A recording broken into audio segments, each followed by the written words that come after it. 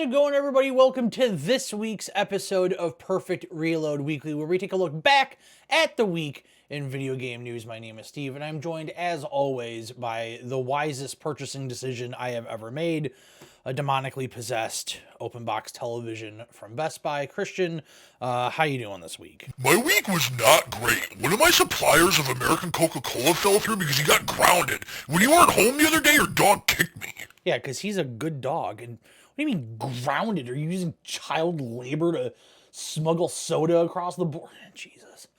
All right. Well, that's a good start. But yeah, video games were played this week. Probably not as much as I had hoped to. There was actually quite a bit to kind of dive into. I was hoping to get back to Pal World and spend a little bit more time. I noticed the camera is a little... We're going to disappear for a second.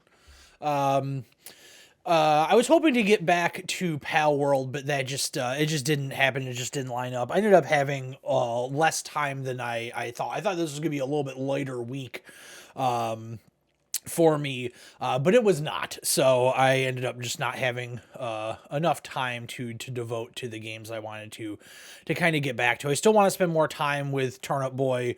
I'd like to dive a little bit more into Pal World. I know Pal World's not going to be a game that I'm playing all the time because I just don't really like survival games, but I still want to spend a little bit more time with it than I already had. And I still kind of have Prince of Persia kicking around, although it's not that I soured on the game. It's not that it's a bad game. It's just like, I don't know if it's just the game that I kind of want to play right now, but I'm going to try and play a little bit more of it. But that being said, I did get to spend some time with a handful of games, and I guess probably the most notable one is Tekken 8. Tekken 8's been out for a little over, it'll be like 2 weeks this week or something like that. And I wasn't really sure if I wanted to play Tekken 8 because last year, it was really such an amazing year for fighting games last year. Both the new Mortal Kombat and the new Street Fighter were absolutely fantastic. Both made my top 10 favorite games of the year. And I really, really enjoyed my time with it. And I figured initially it seemed like perhaps Tekken was going to come out last year. I think it's probably wiser that it didn't, so it can kind of shine on its own. But with having that kind of time since playing Street Fighter or Mortal Kombat, I was like, I don't know if I really want to dive into another fighting game. But Tekken 8 was looking pretty good. I haven't played a Tekken game seriously since like Tag Tournament. Like, it's been a while. I don't think I played Tekken 7. If I did, then it was because it popped up on like Game Pass or something, and I don't know if it ever did. I don't remember playing it, but maybe it's possible that I did at some point. So it's been quite some time. But I grew up with Tekken being a pretty important part of my fighting game horizon. I'm struggling to find the right word. I'm a little off today. But the arcade that we had closest to us when I was a kid was a Namco arcade. So we always had the Tekken cabinets there. We had it was at the time it was called Namco Time Out was the arcade chain, and I think they were mostly in shopping malls. I don't know if they had standalone arcades or not, but so because of that, we always had Tekken available. Well, there were other games too. They had Mortal Kombat and Street Fighter and all that, but anytime there was a new Tekken, it would show up, and I remember playing a lot of Tekken 3 in the arcade, quite a bit of it. And I remember renting the Tekken games on PlayStation. I think I owned Tekken 3 on PlayStation eventually.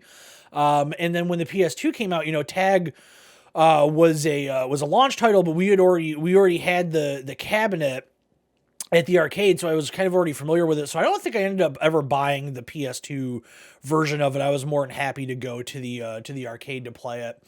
And, eventually they got rid of the cabinets and all that. But there's another arcade in New York that's about an hour and a half away from me. And I think because Chinatown Fair either shut down, or I don't know if I think I heard that it maybe came back, but I don't know.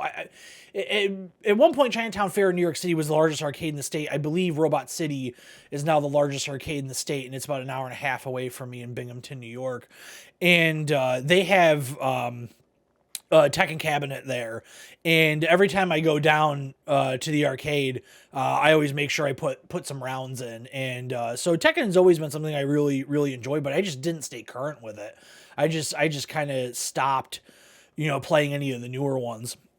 So Tekken 8, coming out, I was like, all right, maybe it's time for me to kind of jump back into this series and kind of see what it has, and it looks like it's definitely understanding of what's happening in fighting games, where they realize that it's not just all about the competitive play anymore. And I don't mean like competitive play like the fighting game scene and all that stuff and like Evo, but just like competitive play like you want to play online or you want to play, against another person, local co-op. But, people want a little bit more out of a fighting game these days. So the game does have kind of the traditional arcade mode where you run through, a series of fights and then you get like a character specific ending. That's still in there. That's been a hallmark of fighting games for a very long time. And Tekken always had really over the top arcade endings. A lot of people getting thrown off cliffs. And then they also have, I guess the closest analog would be Street Fighter 6 with their kind of I think they call it like Battle Hub or something like that, where you had an avatar that could move around in three-dimensional space. You're controlling them and you're in this big arcade or representation of an arcade, and you can go and buy clothing, or you can go and play classic arcade games, or you could just sit down and play Street Fighter 6 against other people. And Tekken 8 has this as well. Only it's an avatar still, but it's like an avatar in the sense of like an Xbox 360 avatar. Like you are quite literally building what looks like a 360 avatar. And I guess, I still have an avatar on my Xbox Series X, so I guess, they're still doing the avatar thing. And you can walk around and interact with people and sit down and play Tekken, and you create the character. And because, a lot of the parts that you have are, made up of like other Tekken characters, Paul Phoenix's classic hair, very similar to like a Guile's hair, or to me, Wayne Static's hair. I essentially just made Wayne Static in the game. So that's my little avatar's little tribute, rest in peace, Wayne Static. And so I messed around with that a little bit, but I mean, you are at the end of the day just playing the game, Tekken 8. And then on top of that, it has a full blown like Mortal Kombat style, CGI cutscene story mode that has a name. It's like dark something. Tekken. Let's see here. I should have taken better notes. Story mode. It is called. What is it called? The Dark Awakens. I haven't played much of it. I've probably played like an hour and a half of Tekken 8, and that was kind of divided between let's do some practice rounds, let's mess around with this avatar thing, and let's play like the opening of the story mode. So in the story mode, I've only done a couple of fights in it, but I mean, it starts off, it's super anime. It really is. It is very anime. Everybody's got devil wings. People are very over dramatic. It's a whole thing. So I am, it's got me intrigued enough that I am going to spend some more time with it. I've heard that it's not particularly long, so maybe I will try to, commit myself to trying to finish it by next week's episode so we can discuss. I think I have a little bit more free time this week, so maybe I'll be able to dig into that. But at the same time, I thought that last week and it filled right up, so who knows. But I want to play more of it. In terms of the way the game plays, it's been some time since I've played Tekken. I haven't really played modern Tekken. It still feels like Tekken. It doesn't feel any different. I like the way it plays. I have no issues with it. They definitely haven't tried to fix what isn't broken. And I'm very appreciative of that. I think Tekken is probably one of the easier to get into fighting games. I haven't played with many characters in Tekken 8, so maybe this isn't a true statement. but at least in terms of classic Tekken, there wasn't a lot of crazy stick movements in order to get moves to come off. It's not like Street Fighter where you're doing quarter circles and Z motions and full circles and all this stuff, and certainly not anything like King of Fighters where you're doing 9 full rotations and you got to spin your whole body like you're glitching into reality to try and pull the stuff off. It was 4 buttons, and it was just kind of easy to figure out what you wanted to do, and I always appreciated that about Tekken, and it still seems that way. They do have a new assistant gameplay mode that I turned it on for some of the matches I played just to kind of see what it was, and it just really simplifies the controls into being like, hey, this button is going to do this and block, this button is only going to do this, and this button's only going to do this, instead of it just being here are the 2 punches and 2 kicks.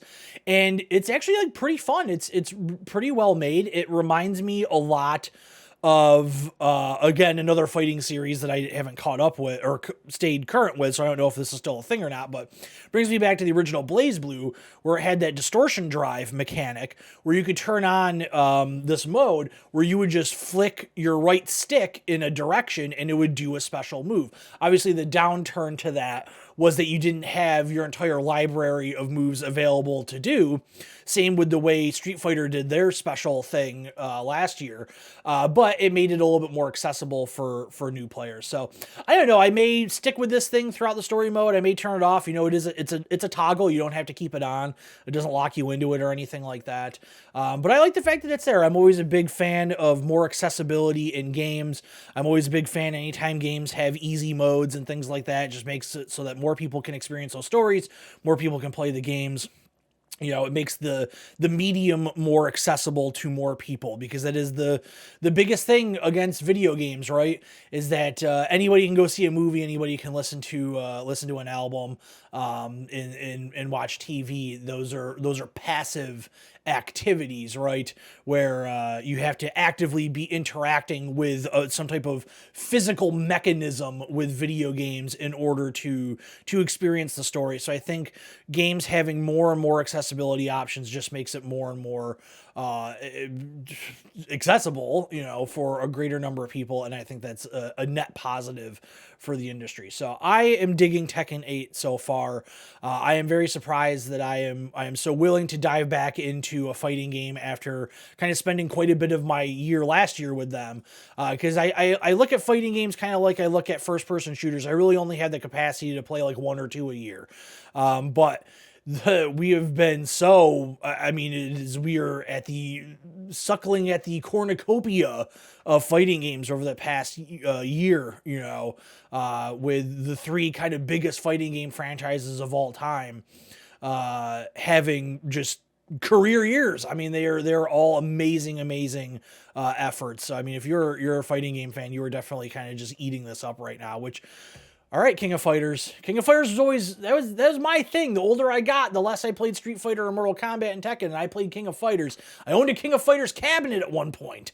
I love King of Fighters. Let's get the ball rolling. Let's get the King of Fighters comeback. I know they still make the games, but they are not anywhere near the mainstream popularity that Tekken, Mortal Kombat, and Street Fighter are these days. So let's get some King of Fighter stuff going there. I want Terry Bogard to come back in a big way with his tight jeans and baseball cap and just blow away the competition. Apparently throwing people off a cliff is how the Tekken team gets their rocks off. Yeah, they like it. Actually, glad you mentioned that, Christian, because that brings up a good point. This will be the last thing I say about Tekken 8, and we'll move on. Is there are, before you start that story mode, they ask you if you want to see a recap of previous Tekken games, and I was like, sure, let me see a recap of Tekken 7. It's like 20 seconds long. Like, explains nothing. Like, what was the point of this? But yeah, they're in there if you want to see them. I don't know. Maybe if I'm really bored, I'll go and watch all of them, because you can probably watch the recap for all of them in just a couple of minutes. But I guess I appreciate them making the effort. But yeah. All right. Next up was a game that I talked about last week. We put the video up on the channel this past week. That is Lil Guardsman. I just kind of wanted to, I'm not going to spend too much time on it because I haven't gotten to spend too much extra time with the game But man, that game is a lot of fun. It's just really good. I love the art style. I really love the writing. If you watch the video, it definitely goes places that I did not expect at all. And they're self-referential of it in the game itself. That has been just such like a great game to start the year. It was funny. I was listening to one of my regular gaming podcasts, and I was wrapping up their current weeks, for the time you're watching this, last week's episode. And so they were kind of talking about, the year so far, January, now that January is done, we're in February. They're like, yeah, it's really slow start to the year. It's just not a lot coming out. And I was looking at what I've already played this year, and I was like, what are you guys talking about? We've had some really amazing games just in January. I mean, Tekken's out, Lil Guardsman, Prince of Persia, Turnip Boy. There's been a whole bunch of stuff that's come out this year that has just been really, really good. We are off to like a super solid start in 2024. I am very happy. I am very excited about it. But yeah, Lil Guardsman, I'm going to try and dig into it, spend a little bit more time with it. I would like to wrap it up. I've heard it's a little bit longer than I anticipated it to be, like somewhere between like 8 and 10 hours, I think is what I saw. So I am curious, is the charm going to wear off over that course of time, or will they be able to stick with it and, stick the landing? So I'm looking forward to it. It has been just a real gem to start off the year, and I highly recommend it if you haven't gotten a chance to check it out. If it's something up your alley, because it's definitely not a game for everybody.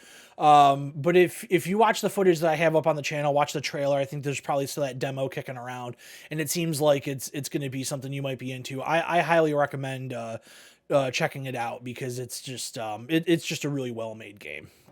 All right. And then last up for what I played this week was last night for me, Persona 3 Reload came out. It's available on a multitude of platforms, but it is available on Xbox Game Pass. And I decided to give it a download and check it out, because Persona 4 is one of my all-time favorite games. And I never played Persona 3 in any length. So back when I was working at the video game store I used to work at, we got a lot of requests for the Persona games. At the time, Persona 3 and Persona 4 were out on the PlayStation 4, or not the PlayStation 4, the PlayStation 2. And I believe at that time, Persona 3 Portable had already come out. Let me look at the release date for... Yes. Okay. Yeah. So Persona 3 Portable had already been out for a little bit by the time I started working there. And those games were some of the highest requested games that we got. People were always looking for them. And that kind of whole offshoot series in general, not just the Persona games, but all the Shin Megami Tensei games. I remember there were ones on the DS and eventually the 3DS that were always in really high demand. And eventually I got a PSP. And one of the first things I got for it was Persona 3 Portable. At the time, it wasn't necessarily what I was looking for. I played probably a handful of hours of it, but it was so long ago. It was over 10 years ago at this point. And I didn't spend enough time with it that I really don't remember much about that game, other than just the general plot setup of kind of what is going on in that game. And then, a few years later, when they did Persona 4 Golden on the Vita, I picked that up, and I guess just for whatever reason at that point in my life, it was time for my next big, kind of RPG adventure, and I played through that whole game. I did everything you could pretty much do in that game, for the most part. I mean, some stuff you have to do multiple playthroughs to see. But I absolutely loved it. I mean, I fell in love with that game. I could not put it down. I would get home from work and I would immediately fire up the Vita and play, hours each night in that game. I really, really loved it. And I had always kind of thought about, well, maybe I should just go back and play Persona 3, but I just never got around to it. I played Persona 5 when it came out. I didn't finish it. I'd like to go back and finish that at some point. I didn't necessarily like the look in the setting of Persona 5 as much. I found Persona 5 when it first came out to be a little too difficult for me. I don't know if after Royale came out, if they addressed that by putting in an easier difficulty. I want to say at some point I did the research and that was the case, but I don't remember. So Persona 3 was just kind of always one of those things that I was kind of like, maybe one of these days I get around to it. And honestly, knowing that it was coming out yesterday, it wasn't really on my list. I didn't have it written down. When I do the format for the show, I always write down, here's what I'm going to try and play this week so I could talk about it. And I didn't have it on my list. But last night, I was pretty tired, but I also didn't really feel like going to bed. And I was like, all right, let me download Persona 3. So I downloaded it. I played about an hour and a half, 2 hours of it.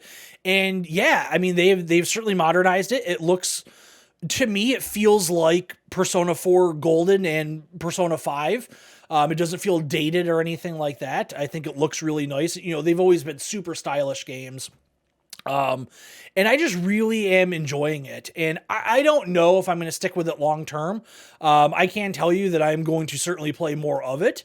But it is, it's really, really good. And I think that this is probably the best time that if you're like me and it was one of those games you kind of always wanted to get around to playing and you just kind of never did, now's probably the time. This is probably going to be the best version of it that you get. I know there is cut content. There is some missing stuff in it. I don't know if they're going to come and add that along the way. There is a mention when you get into kind of your dorm room where you can save your progress and go to sleep to progress to the next day. They make a comment about DLC in one of the kind of like descriptive dialogues of when you're interacting with objects in the room. So maybe they are planning on doing stuff down the road. I don't know. I don't know enough about all of the stuff surrounding Persona 3 to say like, this is definitively not in the game, or this is, or they're forgetting this, or this changed, or this didn't change, because even though I played the PSP version of it, that game came out in 2009. I would have played it in 2011, and we're in 2024. And so I just don't remember. But yeah, I'm really enjoying it. It's, it definitely warmed my heart when you went to the Velvet Room for the first time. I was like, oh, this brings back such great memories.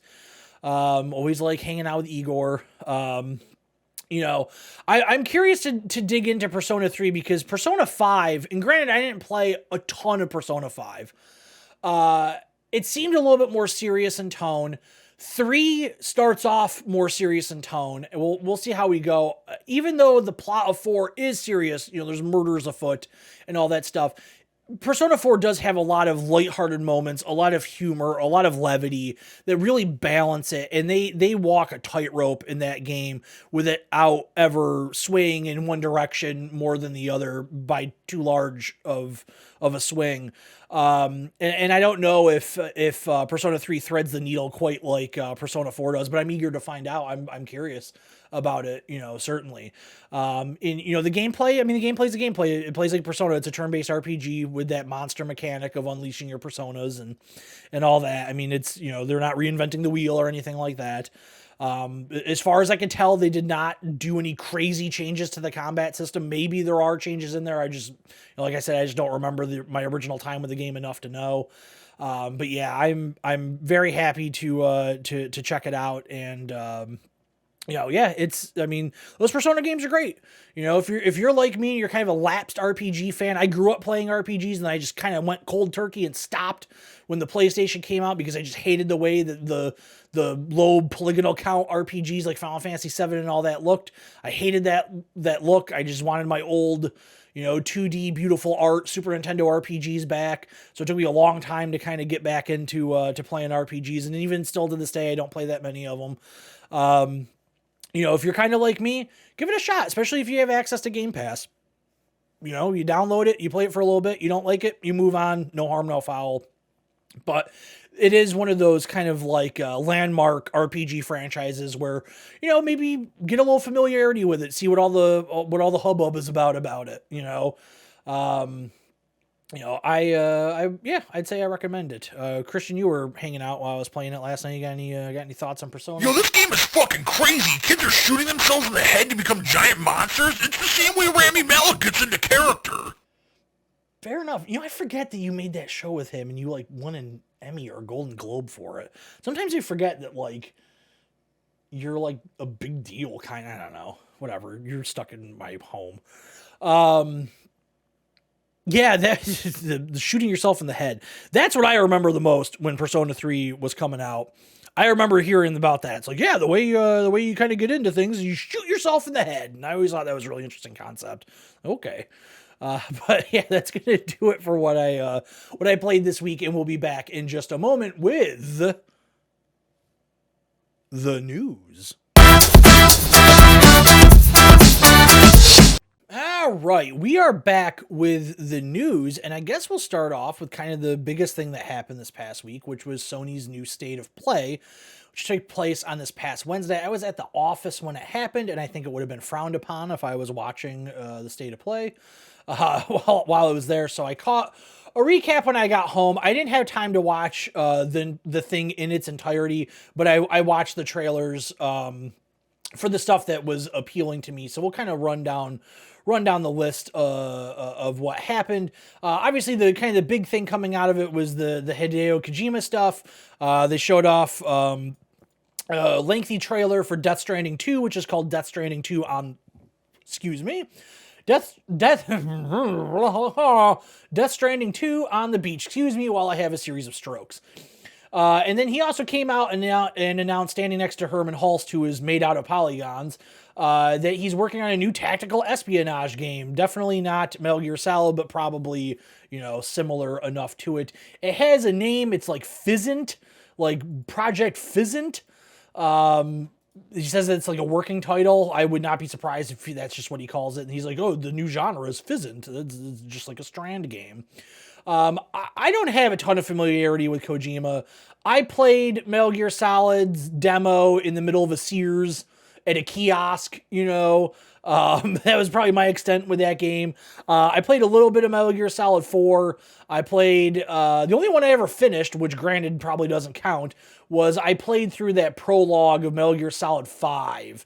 I can't remember what the name of it was off the top of my head, but it was a little prequel thing that came out, before Metal Gear Solid 5 came out. And then I don't think he was involved with it, but I did play Metal Gear Rising: Revengeance to completion and absolutely loved it. And I used to have the little lamp that came with the collector's edition. So I don't have a ton of familiarity with his games from a gameplay perspective. I did not play Death Stranding. I need to talk. That sounds like a Friend Davis game, so I might have to talk to Friend Davis to see if he played that. Was that... I don't think he's a Metal Gear fan, but he is a fan of kind of oddball stuff. So maybe he played Death Stranding. So maybe I can get some insight from him. But I mean, it looks nuts. It looks friggin' crazy. There's like a low frame rate puppet and a woman with neck hands. And I don't know if they're going to bring back Monster Energy. I think they took that out of the original game at some point. Who knows what's going on. But Kojima's everywhere. He's blowing up. He's all over the place. He's pushing Xbox stuff because he's got the deal with Xbox for the other game. Seems like going forward, the Xbox deal is done after that game comes out, which is, God, what was the name of that game? Something to do with LSD or some shit like that.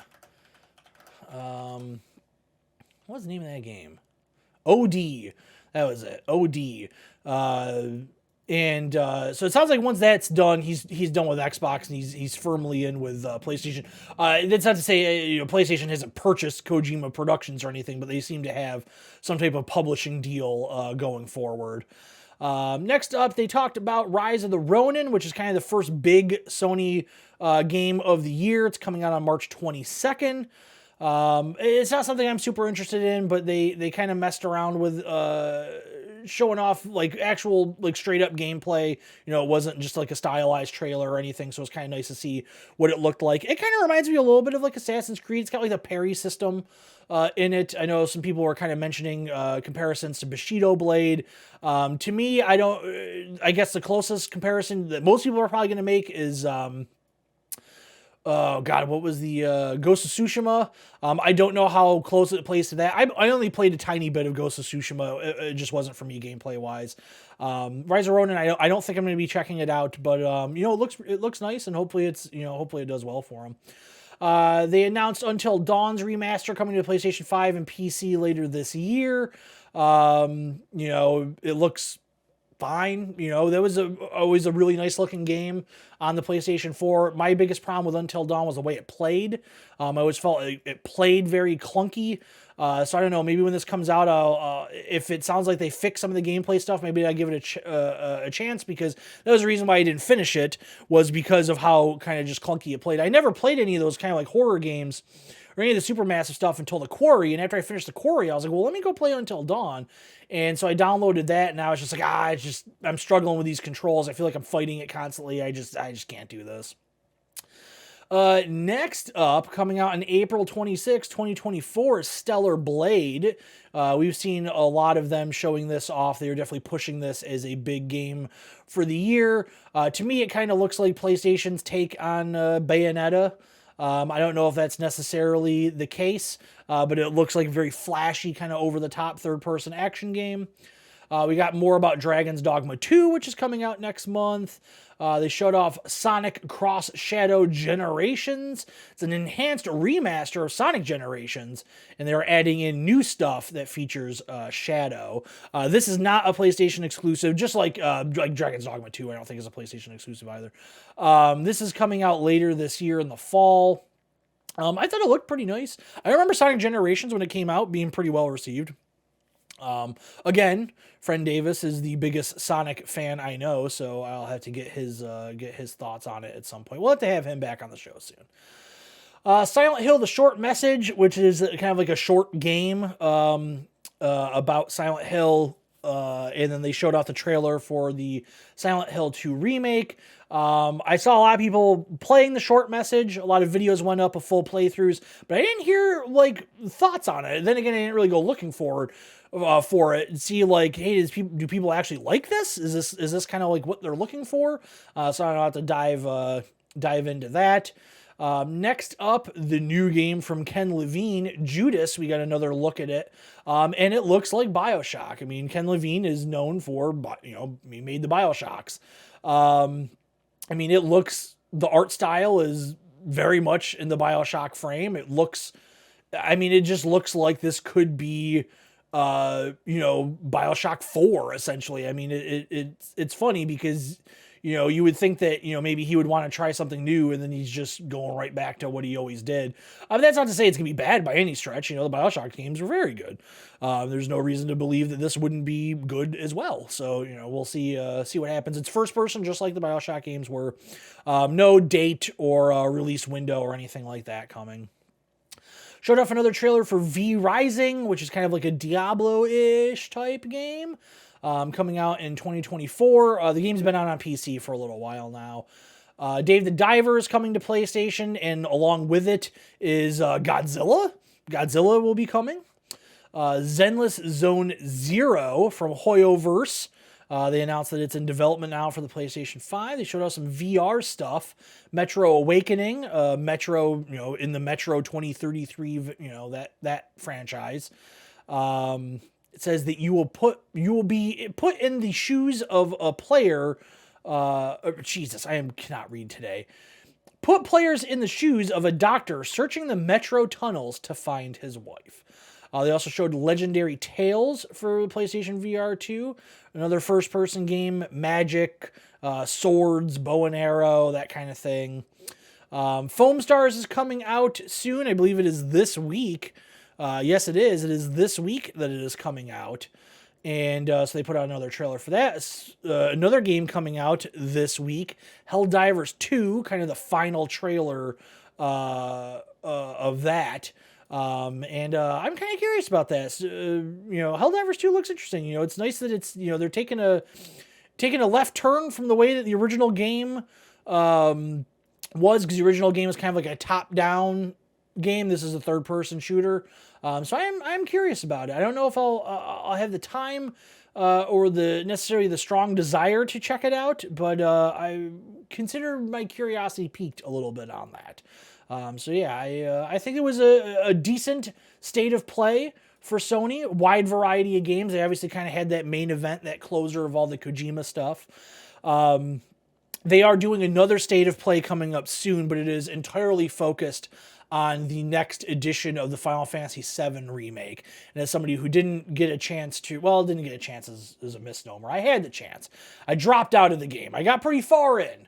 Tens of hours into Final Fantasy VII Remake, but it just had a little bit too much bloat and fluff for me to continue to power through. So I did not finish it. But I am intrigued to see how the next one comes out because I thought they did a very good job.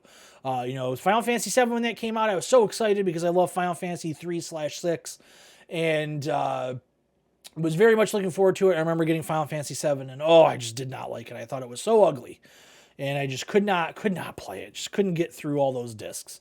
Going back to it with Final Fantasy VII Remake, I did enjoy it, but like I said, a little bit too much bloat and fluff for my taste. So yeah, Sony, it's nice to see them get out there at the beginning of the year and kind of say like, hey, we've got a bunch of stuff coming out. Some of these are exclusives. Here's some things to look forward to. We have a couple of games coming out this month. We have Final Fantasy coming out right around the corner. I think it was good for them to get out there and kind of get their name back out there. Christian, you got any thoughts on Sony kind of starting off the year? Hey, you do like stuff with video games. Do you have this Kojima guy's phone number? Can you get me into this tactical espionage thing? Whatever the hell he's looking for, trust me, I'm it. Oh yeah, no, I have Kojima's phone number 100%. Absolutely, I'll give it to you later. No problem. I'll give you all of his contact. I'll give you his address. You can drive there. Definitely won't be a scrapyard. All right, next up, we continue kind of the layoff news. And I've been thinking about this a lot lately, like, because it is big video game news, this layoff stuff. But do I necessarily need to cover every single layoff that happens? Because we're going to be in for it this year. And it just becomes such a downer thing to talk about. Like, yes, it is very important to talk about. And it is a bad situation for a lot of people in the video game industry, but I don't know if it's gonna be one of those things where we necessarily need to talk about every single one of them. But I wanted to cover this one because it has unfortunately led to a cancellation of a game that's been in development for a while. So yet another Embracer layoff. Eidos Montreal. They've laid off close to 100 employees, and that has also led to the cancellation of their unannounced Deus Ex game. We knew to say that it's unannounced is a misnomer. We knew that it was happening because their last game was Guardians of the Galaxy, and instead of making the sequel, they said that they were going to pivot to Deus Ex because Guardians didn't sell well enough. Despite being very critically regarded, it won awards. I absolutely loved that game. They said that they were going to go back to Deus Ex. So to say that it's unannounced, maybe they're just saying it's unannounced because we didn't get like a title or anything like that, or like maybe like an official announcement. But I think it was pretty well known that that's what they were working on. So they are laying off those people. They are canceling the game, and instead they are going to go back and work on a brand new IP. It's a real shame because, man, God, I absolutely loved Guardians of the Galaxy. I thought those new Deus Ex games were damn good as well. Eidos Montreal, I think, has just kind of been put through the ringer a little bit with some of the stuff that they've had to do.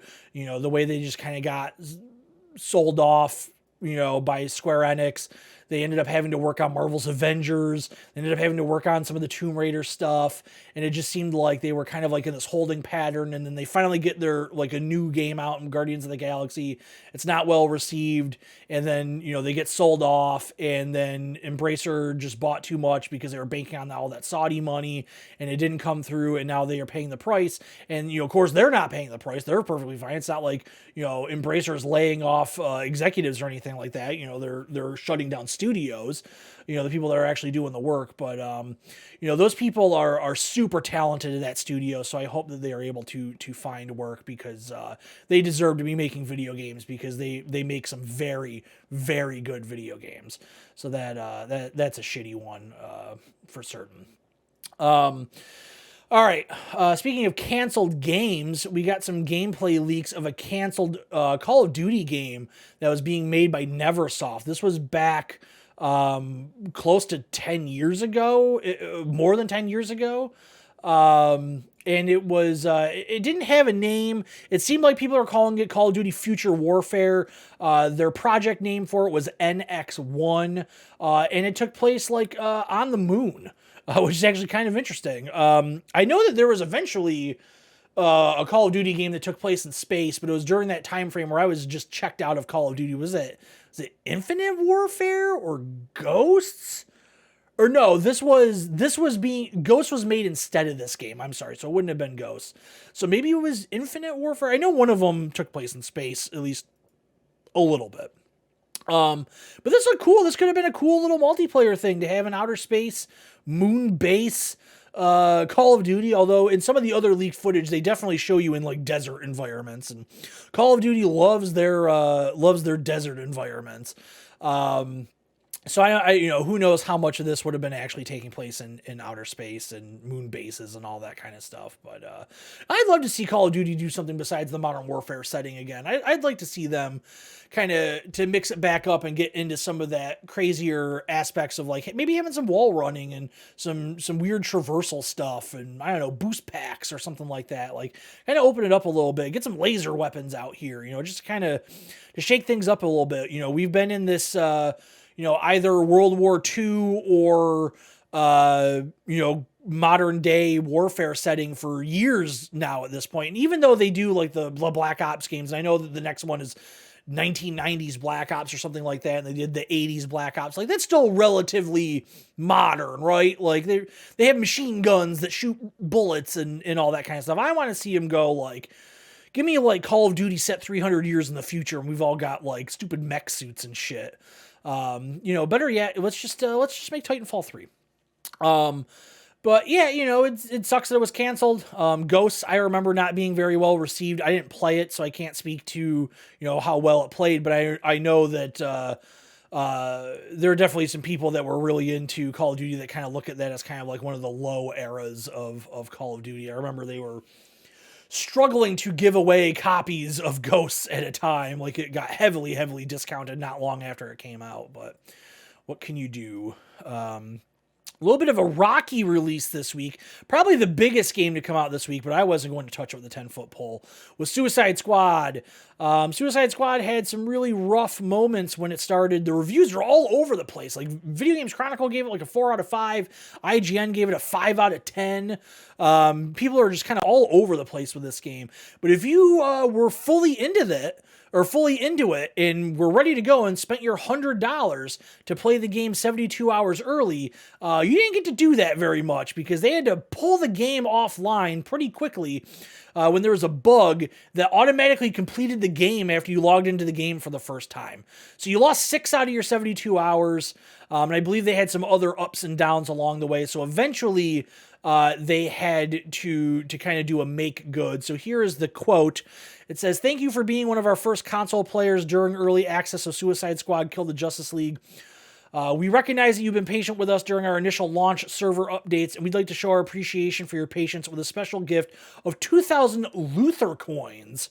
Thank you again." Luther coins are the equivalent of $20 in their in-game currency. You can use this to buy skins and whatnot. I tried to spend a little bit of time watching some footage of the game. I have it queued up on my to watch later thing on Netflix, or not Netflix, on YouTube. And so I am curious about what the game looks like because every time I see like the trailers of it and, I have seen some gameplay clips since it came out, it just looks really bland. Like the actual like environment of the city just looks really like empty and just kind of bland. And, for all I know, like it plays great, but, without having my hands on the control, I don't know. And I probably will never know unless it comes to like Game Pass or something like that, because I just don't have the time or the, ability to just throw money into the garbage can, for me to go out and play it just to satisfy some bizarre curiosity. I hope they turn it around. I do. It sucks that everything that kind of it revolves around DC properties is just in the absolute gutter, except for the side story Batman stuff, and it's been that way for a really long time now.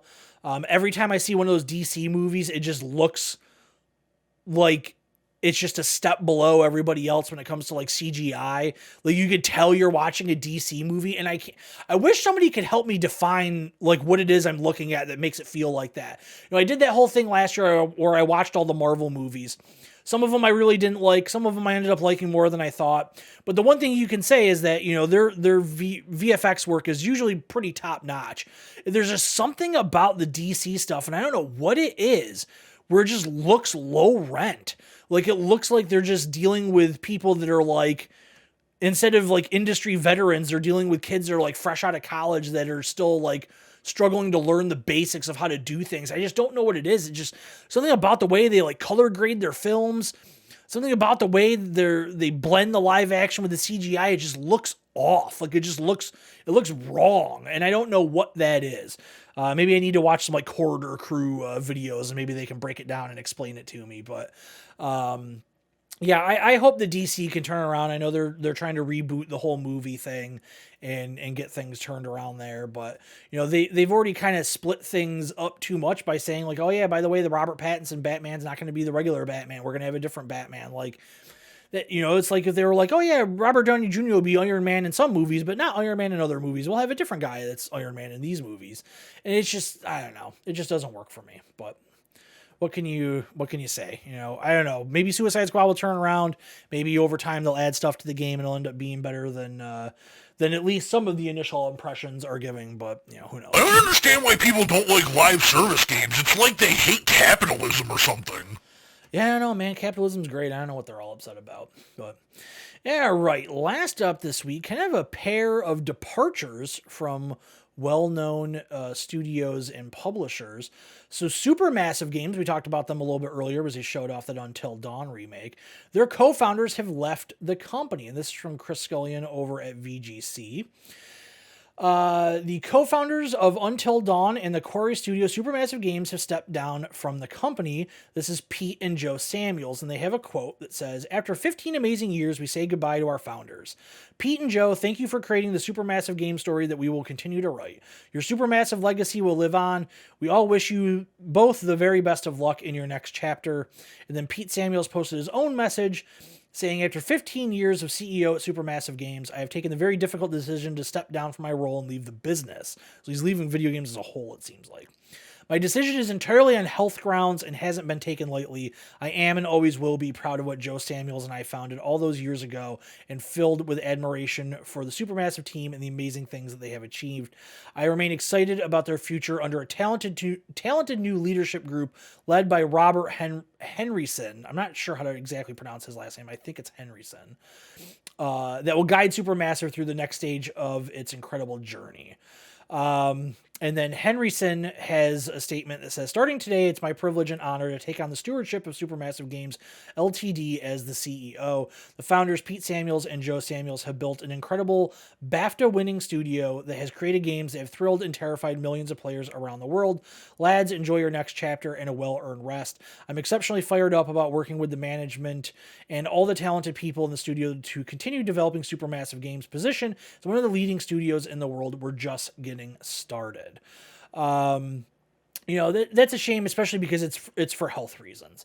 That's difficult to, it's one thing to step away because you're on your own terms and, it's like, I just need to move on to something else. And it's an entirely different thing to be pulled away because there are extenuating factors that are preventing you from being able to do your job either entirely or at least at the level that you would want to do it. In a way, I imagine that feels like being fired because you are forcibly being removed from this thing that you are so passionate about, so connected to. And for these guys, they founded the company. It's not like they came along later on and worked their way up. It started with them. So that's a huge shame.